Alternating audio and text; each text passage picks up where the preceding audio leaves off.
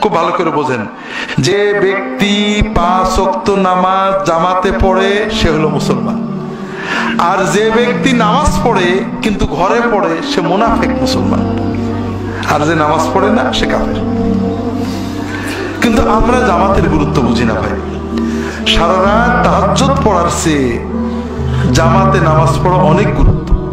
আল্লাহ রাসূল সাল্লাল্লাহু আলাইহি ওয়াসাল্লাম বলেন, কেউ যদি ইশার নামাজটা জামাতে পড়ে আর ফজরের নামাজ জামাতে পড়ে সারা রাত তাহাজ্জুদের সওয়াব পাবে।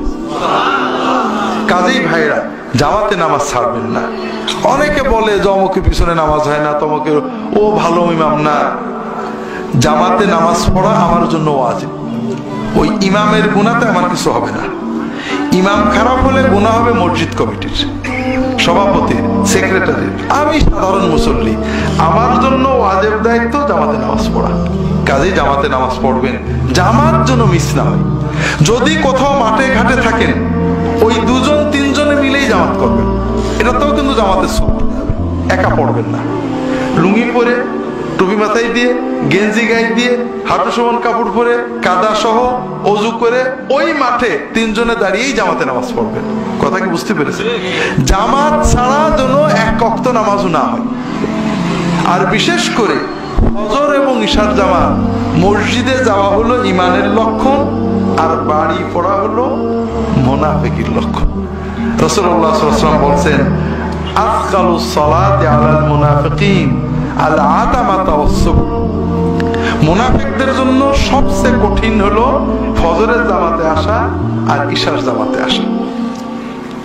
যদি তারা বুঝতো যে মসজিদে গেলে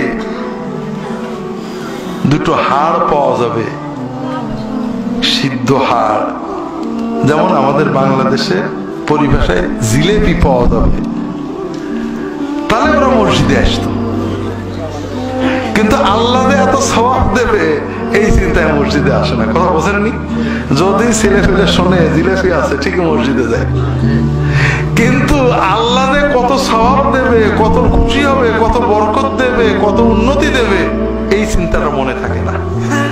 আর ইমানদারের চিন্তা থাকে আমার জিলাপির দরকার কি, আমার আল্লাহ খুশি হবে, আমার বরকত দেবে, দোয়া কবুল করবে, এই চিন্তা নিয়ে জামাতে নামাজে যেতে হয়। ঠিক না ভাই? আমরা যারা নামাজে জামাতে যাই অনেক ভুল করি। আগে নামাজের ভুলগুলো ধরি।